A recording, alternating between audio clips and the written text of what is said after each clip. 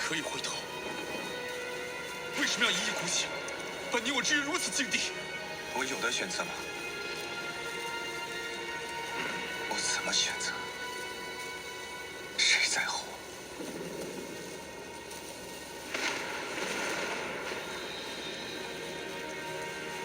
我在乎。长恒，你可是我在这世上唯一一个朋友了。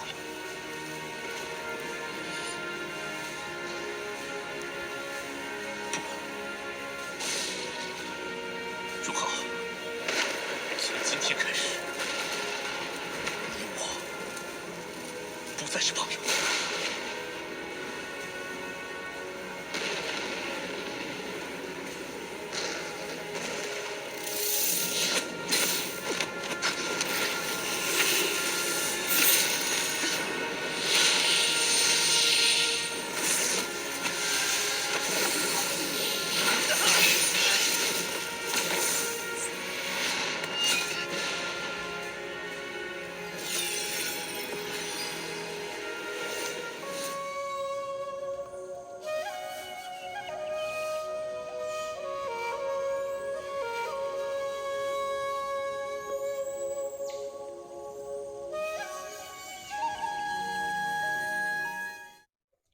Hi, this is Aluchi at the Covey Cauldron, and today we'll be talking about villains, specifically villains played by a certain Chinese actor, and why I think those particular roles affected the audience the way they did.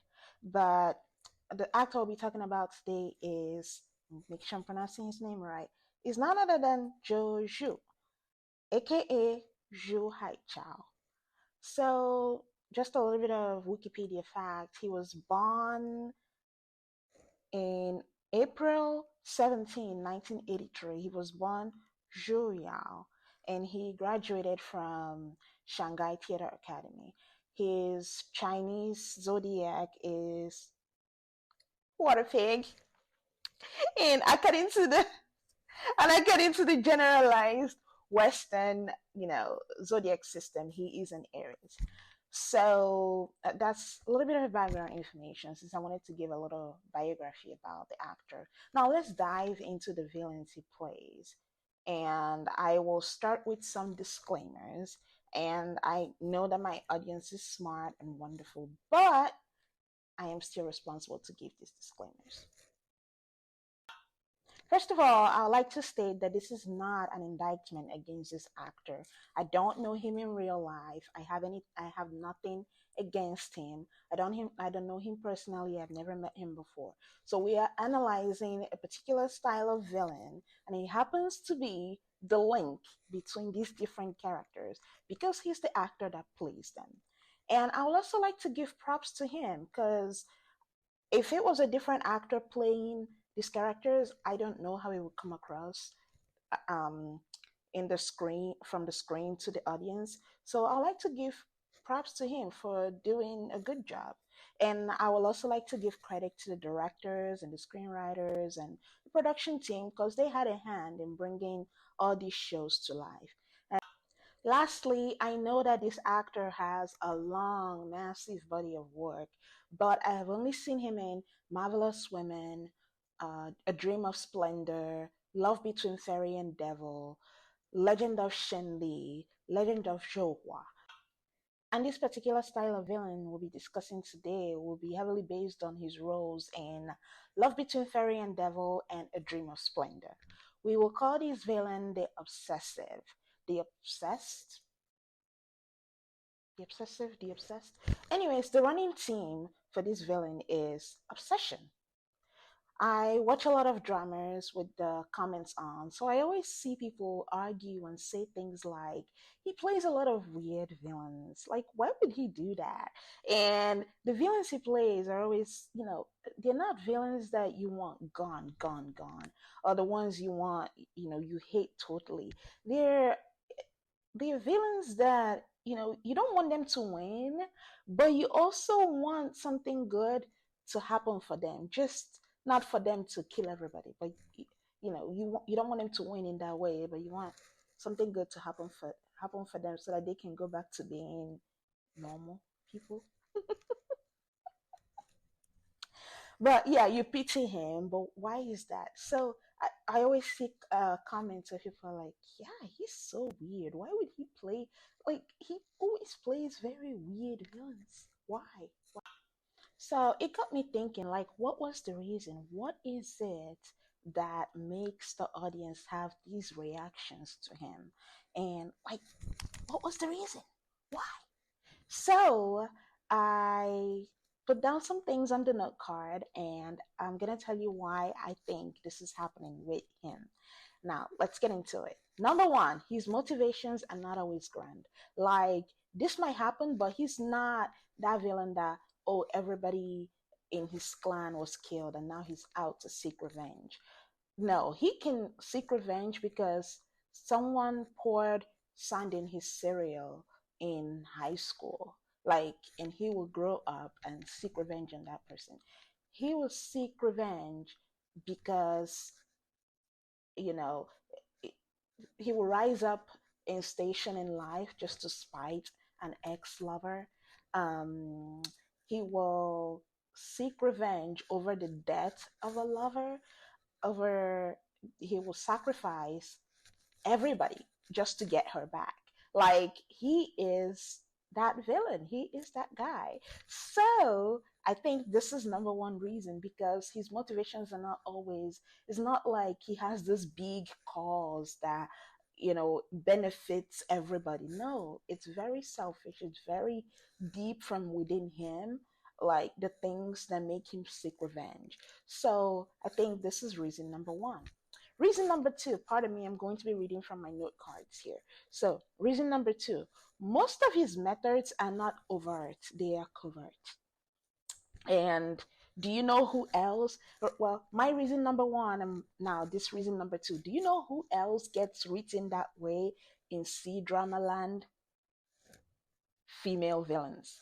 They are the ones that, women villains, they are the ones that get written that way. Like, they're like the manipulative underneath, like they don't like overtly show power, overtly show, you know, uh, go after their quest for revenge. Like they're always underneath the covers. Well, this guy, the characters he plays are always like that.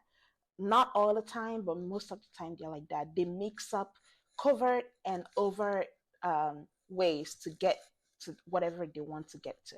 So he will be behind the scene manipulating, like he will plot to like rise up in station by marrying up.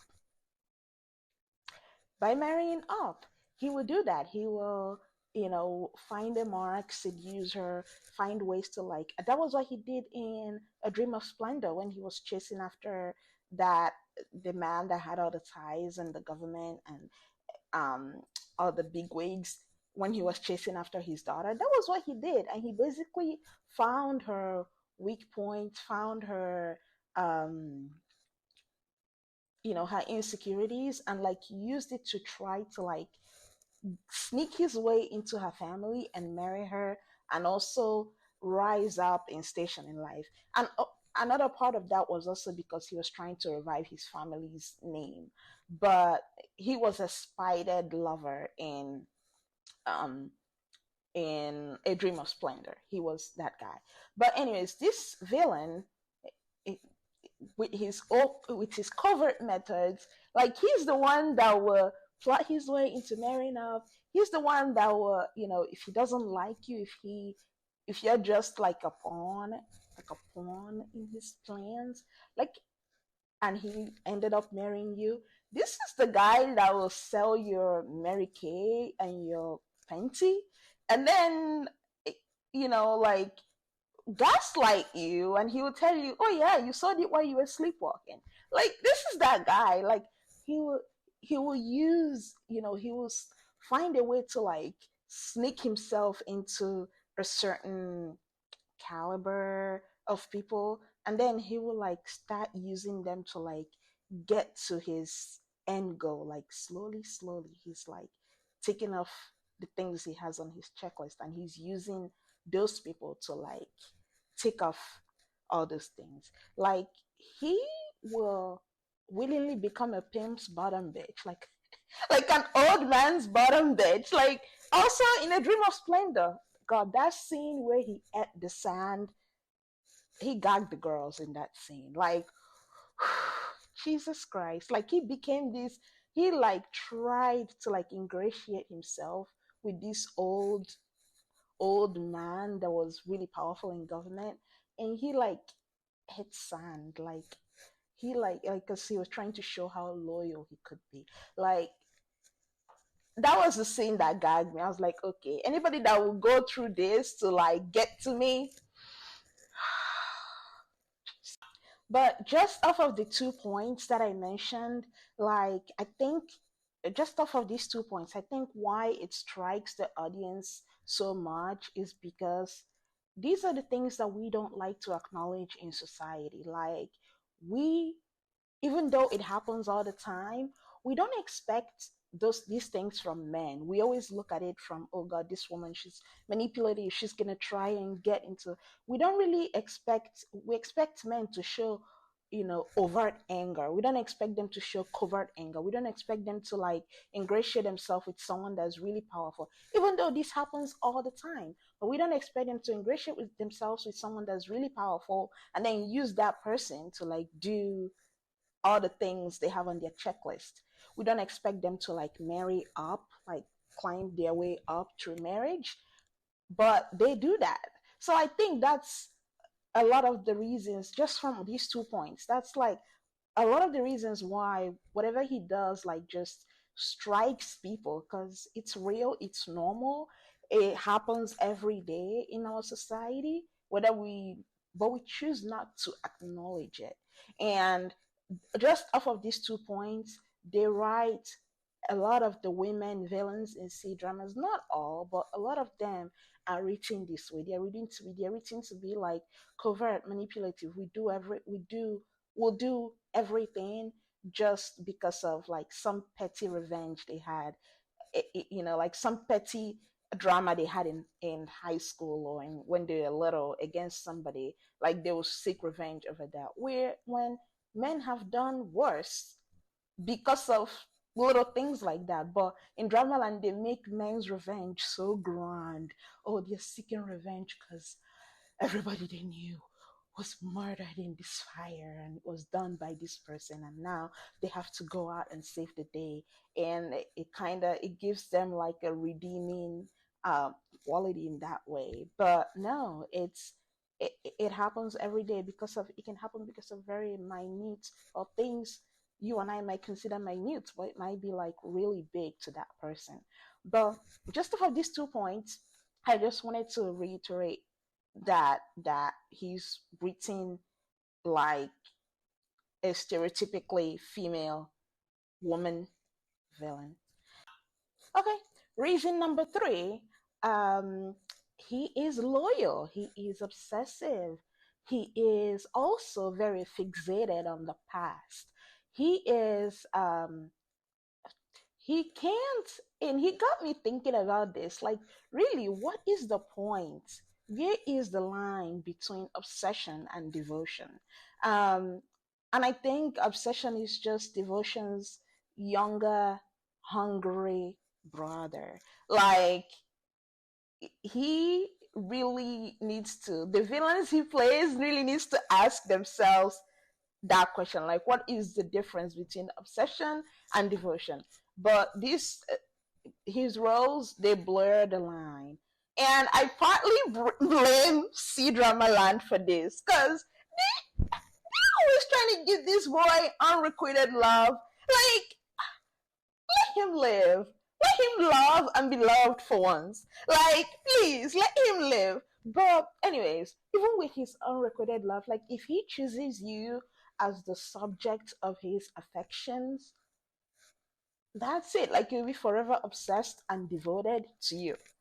Not even death can keep you guys apart. That is how his obsession goes. Like I'll never forget when I'll never get in Love Between Fairy and Devil, where he like turned people into like evil spirits and just try to use the evil spirits to, like resurrect his master, his Shifu, and also like the woman that he loved and he was devoted to. He was trying to resurrect her with the evil spirits of those people. Like he was trying to bring her back to life. What's her name again? The woman, Chidi Nuzi. Yeah, they were trying to do that. He was trying to do that. And this is how far he goes. Like, he will sacrifice everything, everybody, just to have that love back into his life again. You know that 50 Cent's song, 21 Questions? Rong Hao, the character he plays in Love Between Fairy and the Devil, is Rong Hao. Rong Hao's character will answer those questions and be like, and is that all you got? Like, he is that loyal, he is that obsessive, but he is also like really fixated on the past. Like, he is that guy. So number four, he has duality. He's not that villain that, when he chooses revenge or chooses to like go after someone, he he has nothing, like no redeemable, nothing to redeem him. He like cuts off everything. He's like really mean, really this, really that. No, he he has like duality where he has like a very mean streak to him, but then also a side of him that is loving and nice and gentle and friendly. And he can be the worst person, but he can showcase like gentleness to another person in the timeline of him seeking revenge. Even if he's using that person's family or that person's resources, like he has this duality to him where if he, I don't know, for some reason likes someone in that circle where he's trying to exert his revenge, he will carry on with his revenge towards whoever the revenge is, but he will ex- just like show like kindness, gentleness, genuine kindness and gentleness to whoever that person is that he clicked with while he was doing whatever it is he was doing. And we see this with his relationship, well, as Rong Hao, his relationship with Chan Hang, who was played by Zhang Ling He. So we see this with that relationship. Like, but to wrap up, and this is not really a reason, but I think it's good to mention this. His anger is always misdirected. Like whether it was, in A Dream of Splendor, where he was mad. He was a lover that was spited, but and he was mad at Zhao Pangar for still rising up in life after everything he has done to her. But really, his main anger was, you know, was supposed to be directed at the people that, because he was a smart man that was trying to take this civil service exam and like serve in the court and all these things. But even though he was trying to do that, there were still forces that were, like blocking him from making that achievement in his life and also bringing up his family name in that way. So I think his anger was misdirected. And what do you do when you you try to exact revenge but you still don't have power to exert that revenge in whoever did that to you? You turn to the people that you met along the way that maybe they annoyed you or maybe what they did uh, you know give a blow to your ego, but they didn't do whatever it is that caused your downfall to you. They didn't do that to you, but because they are the ones that you can target, the ones that you are powerful enough, able enough to target, you target them. So his anger is almost always misdirected. Like even when he was trying to use um his those poor people, like those evil spirits that he tried to use to resurrect Chidinuzi, like those people were just minding their business, and he sent somebody to capture them and turn them into evil spirits. So his anger is always misdirected. And again, I will say that the reason why Yes, he takes it to the extreme, but the reason why the villains he plays strikes a chord with the audience is because this is like real normal people. It's just that we don't like to acknowledge that. And yes, his is like on steroids. Like he really, they make it to the max in his case. But his reasons are like normal people reasons. Um, but the way he goes about it is like life changing for sure.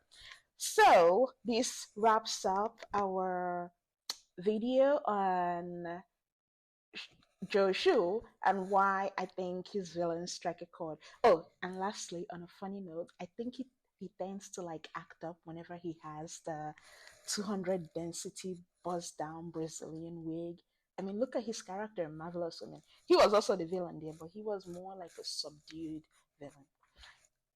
He wasn't like his actions weren't like causing a lot of the world to like fall down or something like that.